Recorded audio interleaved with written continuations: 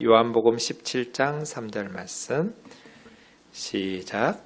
영생은 곧 유일하신 참 하나님과 그가 보내신 자 예수 그리스도를 아는 것이니이다. 아멘.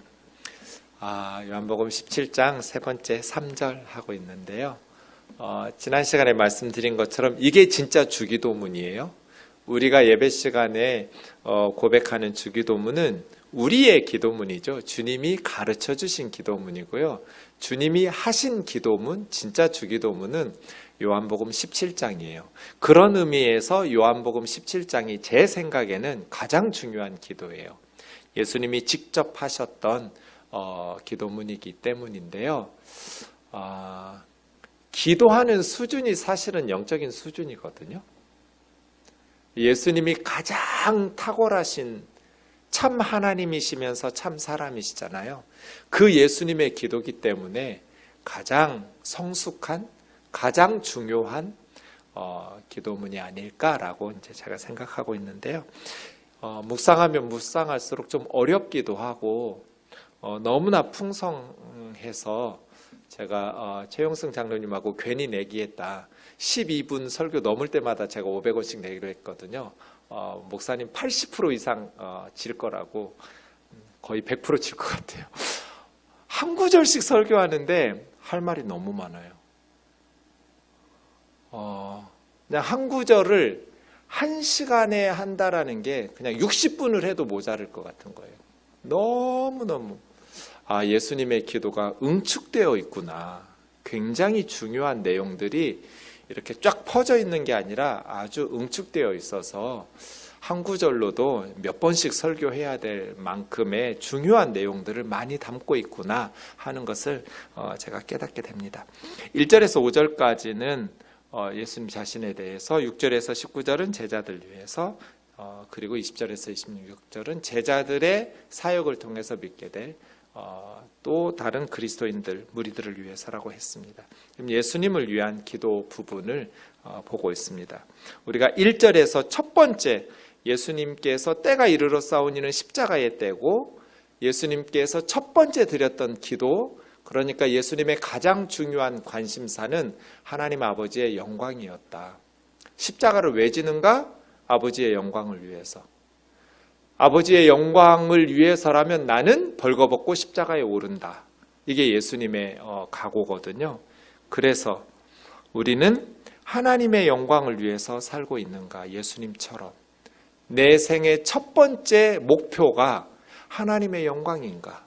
나는 하나님의 영광을 위해서 이 땅에 존재한다.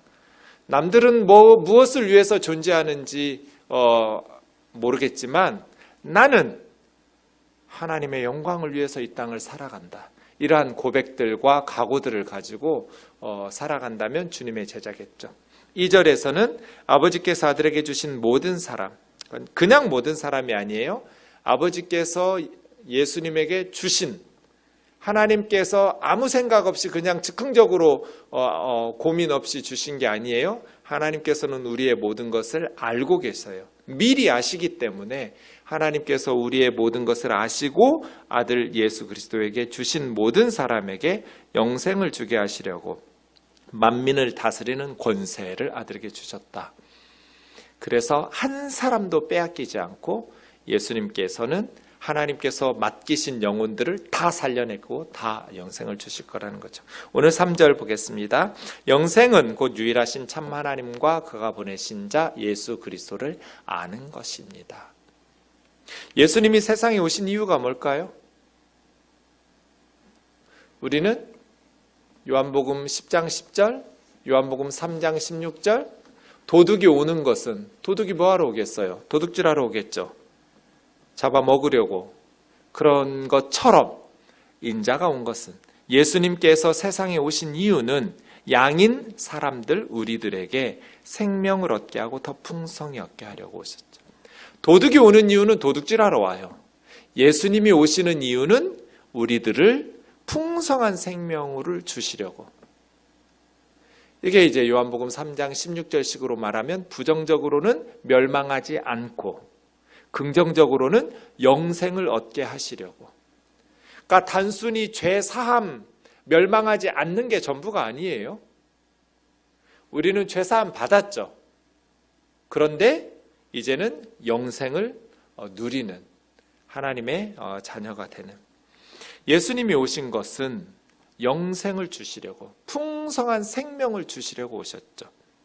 그런데 영생은 곧 유일하신 참 하나님과 그가 보내신 자 예수 그리스도를 아는 것이라는 이 고백이 영생이 무엇인지에 대한, 영생의 정의에 대한 말씀인지 아니면 영생을 얻는 방법에 대한 말씀인지 고민하게 돼요.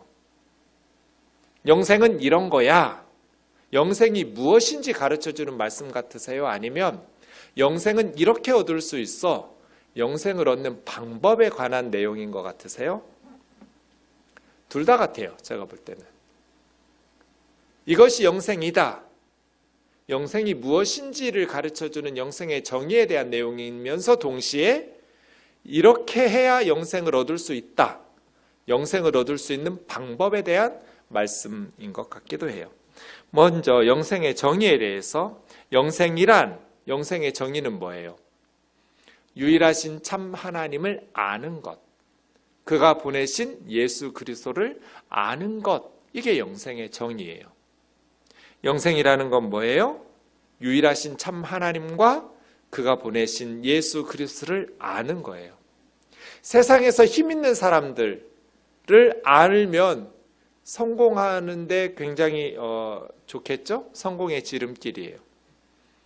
그런데 하나님과 예수 그리스도를 아는 것은 유일한 영생의 길이에요. 이것이 영생이에요. 그래서 중요해요. 그렇다면 안다는 것은 무엇인가? 우리가 알고 있는 것처럼 특별한 관계를 맺으면서 살아간다는 거예요. 예컨대 아모스 3장 2절에 보면 하나님께서 내가 땅의 모든 족속 가운데 너희만을 알았나니, 그렇게 말씀하셨어요. 하나님께서 땅의 모든 족속 가운데 이스라엘 백성들만 알았다고 그래요. 하나님께서 다른 민족들은 지식적으로 모르시는 거예요? 그런 지식적인 이야기로 모른다는 뜻이 아니죠. 땅의 모든 족속 가운데 너희만 알았다, 하나님께서 이스라엘만 아셨다라는 것은 무슨 의미예요? 이스라엘과 특별한 관계를 맺으면서 하나님의 백성 삼으셨다는 의미잖아요. 하나님을 안다라는 것은 단순히 지식적인 것을 의미하는 게 아니에요. 하나님이 보내신 예수 그리스도를 안다라는 것은 지식적으로 안다는 게 아니에요. 성경에서 안다라고 말할 때는 관계예요, 관계. 저에 대해서 연구를 많이 한 사람이 저를 한 번도 만나본 적도 없고 차를 마신 적도 없고 대화를 나눠본 적도 없이 그냥 공부해가지고 나 아는 사람이야 이렇게 말하지 않죠. 아는 사람이라고 말할 때는 관계가 있다는 뜻이거든요. 특별한 관계가. 그런 의미로 하나님께서 영생이 유일하신 참 하나님을 아는 것이다 라고 말할 때는 하나님을 단순히 지식적으로 아는 것이 아니라 특별한 관계를 맺으면서 아는 거예요. 또 그가 보내신 자 예수 그리스도를 아는 거예요. 그럼 영생이라는 게 뭐예요? 영생? 문자적으로는 영원히 사는 거잖아요. 영원히 사는 것. 그런데 성경에서 말하는 영생이라는 단어의 핵심적인 뜻은 영원히 사는 시간이 아니에요. 저희 어머니가 이제 84세가 되셨어요, 올해.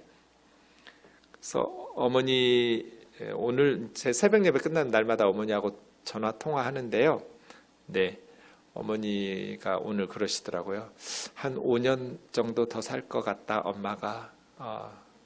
그래서 제가 엄마는 아들을 좀 모자른 아들을 낳았기 때문에 기도를 더 하다 가셔야 된다고. 아직 15년 남았다고. 저희 어머니 100살까지는 사셔야 된다고. 그럼 이제 저희 어머니가 펄쩍 뛰시거든요. 내가 100살까지 살면 너는 죽는다. 건강하게 살다가 한 5년 정도 살면 지금이라도 당장 하나님 부르시면 가야겠지만 하면서 어머니 기도 제목이 그냥 요양병원 안 가시고 이렇게 남의 손에 빌어서 밥 먹고 이렇지 않고 그냥 건강하게 사시다가 천국 가는 거. 아마 우리 권사님, 장로님, 집사님들 다 비슷한 소원이 있을 것 같아요. 시간적으로 오래 사는 영생 아무 의미도 없어요. 자식을 알아보지도 못하고 내 손으로 밥을 먹지도 못하고 남의 손에 빌어서 대소변 또 해결하고 그렇게 시간적으로 오래 사는 게 무슨 의미가 있어요? 성경에서 말하는 영생이라는 단어의 의미는 영원한 시간의 개념이라기보다는 하나님의 풍성하신 생명에 참여하는 거예요. 하나님의 생명에 동참하는 것. 베드로 후서 1장 4절에 보면 하나님의 성품에, 신의 성품에 참여하는 것. 로마서 11장식으로 바울이 설명한 것을 보면 하나님에게 접붙임되는 것.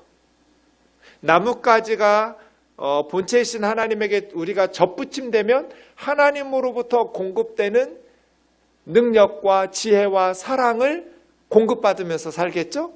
이런 걸 영생이라고 그래요. 하나님의 생명에 동참하는 것. 이것을 사귐, 코이노니아로 말할 수도 있어요.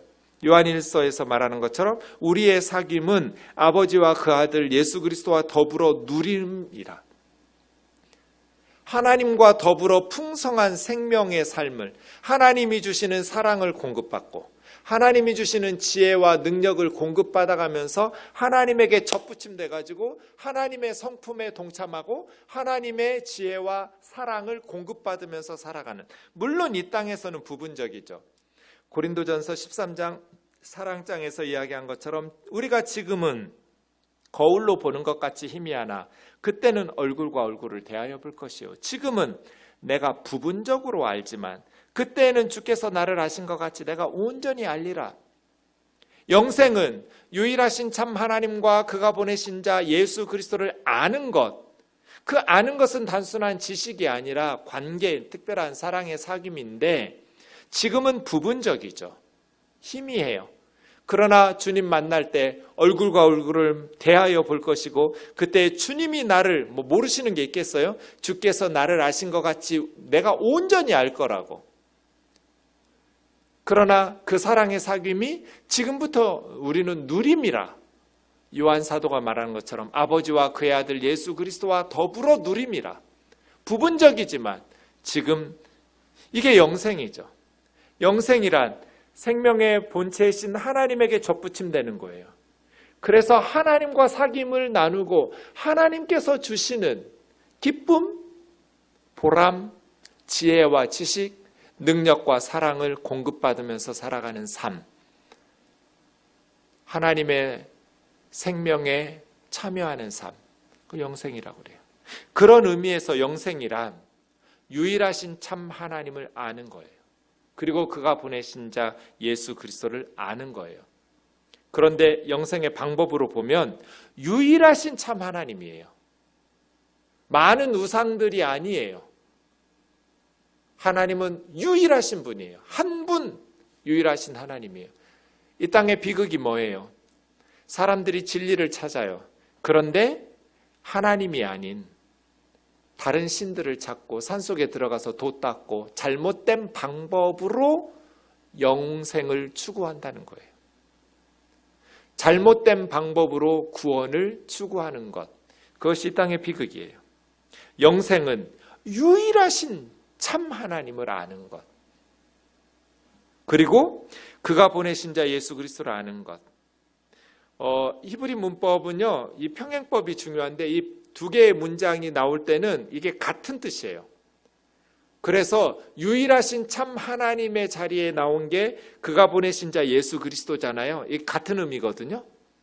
그러면 지금 요한은 무슨 이야기 하고 있는 거예요?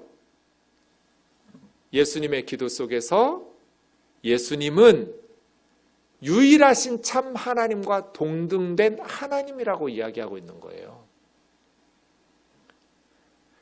이제 2주 후에 말씀 묵상하겠지만 예수님께서 성육신 하실 때 아버지의 영광을 받으실 것으로 취할 것으로 여기지 않으셨어요. 그런데 이제 창세 전부터 아버지와 함께 누렸던 영광, 원래 하나님과 동등된 영광을 가진 분이시거든요, 예수님이. 그런데 사람의 모양으로 오실 때는 그 영광을 잠시 내려놓으신 거예요. 그 영광을 이제 다시 취하실 거거든요, 우리 주님은. 그래서 3절, 뭘 알아야 되는가? 예수 그리스도가 유일하신 참 하나님이시라는 것을, 유일하신 참 하나님과 동등하신 참 하나님이라는 것을 알아야 돼요. 이것이 영생의 방법이에요. 예수 그리스도를 하나님이 보내셨다라는 것을 알아야 돼요. 하나님이 예수님을 왜 보내셨는지, 그래서 예수님의 정체성을 파악해야 돼요. 예수님이 누구신가를, 예수님의 아이덴티티를 정확하게 꿰뚫어 봐야 돼요. 그래야만 영생을 얻을 수 있어요. 세상의 비극은 이 진리를 알려고 하지 않는다는 거예요. 영생은 곧 유일하신 참 하나님과 그가 보내신 자 예수 그리스도를 아는 것인데, 사람들은 성공의 비결을 알려하고 행복의 비결을 알려하고 돈 많이 버는 방법을 알려고 많은 노력을 하지만, 영생을 위해서 유일하신 참 하나님과 그가 보내신 자 예수 그리스도를 알려고 하지 않는다는 점에 있어서 우리 이 시대에 비극이 있어요. 사랑하는 자매 형제 여러분, 유일하신 참 하나님과 그가 보내신 자 예수 그리스도와의 사랑의 사귐 속에서 풍성한 기쁨을 누리며 사는 저와 여러분 되기를 주의 이름으로 축원합니다. 그리스도인은 뭐 하는 사람이에요? 성경 찬송 들고 교회 다니는 사람 아니에요. 예배하고 기도하고 헌금하고 봉사하는 사람 아니에요. 영생을 얻은 사람들이에요. 영생을 누리는 사람들이에요. 부분적으로 누리죠. 사도 요한이 요한일서에서 말한 것처럼 우리의 사귐은 아버지와 그의 아들 예수 그리스도와 더불어 누림이라. 하나님과 그의 아들 예수 그리스도와 더불어 누리는 이 사랑의 사귐 말이에요. 하나님에게 접붙임돼서 하나님의 말씀을 통해서 우리에게 주시는 하나님의 지혜와 진리를 누리는 것 말이에요. 작년에 노벨상을 블랙홀을 연구하는 UCLA 교수들이 탔어요. 제가 좀 문과 출신이어서 과학에 무식하잖아요. 그래서 블랙홀이 뭔가 책들을 사가지고 읽기 시작했어요. 어메이징. 깜짝 놀랐어요. 이렇게 재밌는 걸 과학자들이 지들만 알고 있었구나. 왜 우리 교회는 이렇게 과학을 전공한 분들이 많은데 나한테 이렇게 재밌는 게 있다는 말을 해준 사람이 하나도 없었을까? 블랙홀. 너무너무 멋진 거예요. 와우! 하나님께서 이렇게 엄청난 우주를 만들어 놓으셨구나. 하나님 쓰신 책이 2개잖아요. 하나는 성경, 하나는 자연. 성경을 특별 계시라고 하고 자연을 일반 계시라고 해요. 저자가 똑같아요. 둘 다 하나님이 쓰셨어요. 하나님이 만드셨어요. 그래서 똑같은 얘기해요. 잘못되게 양쪽이 틀린 얘기하는 것 같으면 성경 해석이 틀렸거나 과학이 틀렸거나 뭔가 해석이 잘못된 거예요. 저자가 같기 때문에 같은 얘기예요. 와, 우주가 이랬구나. 블랙홀이 놀라웠어요. 하나님께서 우리에게 베푸신 이 엄청난, 그래서 하나님께서 인간들에게 죽음을 없애려고 하셨나 보다. 여러분, 우리가 선악 안 따먹었으면 안 죽었을 거잖아요. 그럼 뭐 했겠어요? 하나님이 만드신 이 우주를 탐구하는데 더 유리했겠죠. 그죠?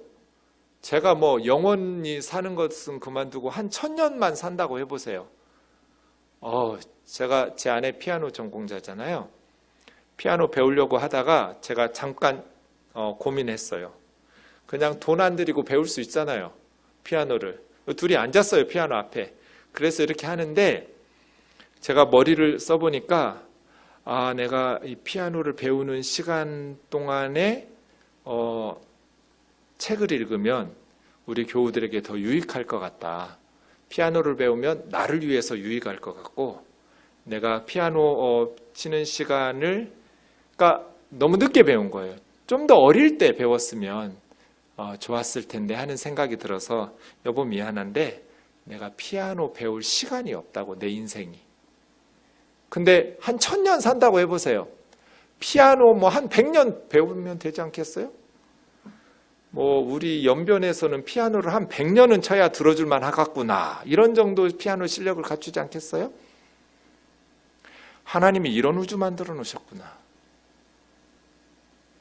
인간이 죽지 않아요. 그럼 뭐 하겠어요? 엄청난 하나님이 만드신 우주를 탐구하고 다니겠죠. 빛의 속도로 가면 태양계 넘어가는데 반나절 정도 걸린다는가 그래요. 여러분 태양계를 빛의 속도예요. 그냥 빛의 속도 아니고 우리 여객기 속도로 가면 태양계 벗어나는데 1000년은 가야 돼요. 못 가요. 우리 생애. 빛의 속도로는 가야 시간이 줄여요. 그런데 우리가 태양계 딱 벗어나서 가장 가까운 별까지 가려면요. 빛의 속도로 4년 걸려요. 그러니까 우리가 빛의 속도로 달리는 여객기를 발명해도 우리가 100년밖에 못 살면요. 별 몇 개 못 봐요. 몇 개 못 가요. 제일 가까운 태양계 벗어나서 제일 가까운 별까지 가는데 4년 빛의 속도로 가야 4년 달려야 별 하나 봐요. 이 우주가 얼마나 큰 거예요? 우리 은하수에만 해도 1000억 개가 2000억 개 정도 있어요. 안드로메다 은하에는 4000억 개 정도 별이 있어요.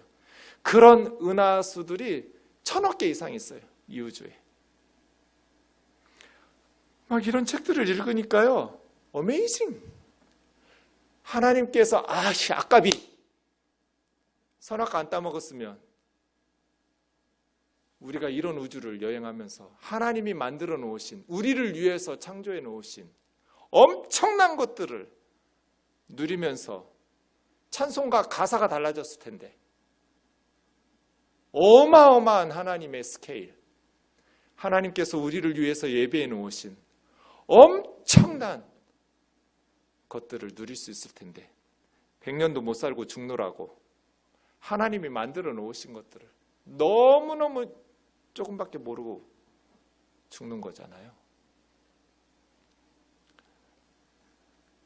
하나님의 그 풍성하심, 하나님 스케일이 커요. 누리세요. 하나님께서 우리를 위해서 베풀어 놓으신 이 엄청난 은혜, 하나님의 지혜, 하나님의 능력, 하나님의 사랑, 하나님의 그 풍성하심에 참여하고 그 사랑을 사모하면서 하나님에게 집중하는, 나에게 집중하면 이 세상이 극복이 안 돼요. 예수 그리스도와 하나님에게 집중하고 하나님과 그가 보내신 자 예수 그리스도를 알려고 하면 이 세상을 뛰어넘게 돼요. 내 인생에만 집중하니까 세상을 극복하지 못하고 괴로운 거예요. 주님을 집중하고 하나님께 관심을 가지고 집중하면 세상과 나는 간곳 없고 영광의 주님만 보이거든요. 그러한 복된 인생 살기를 원합니다.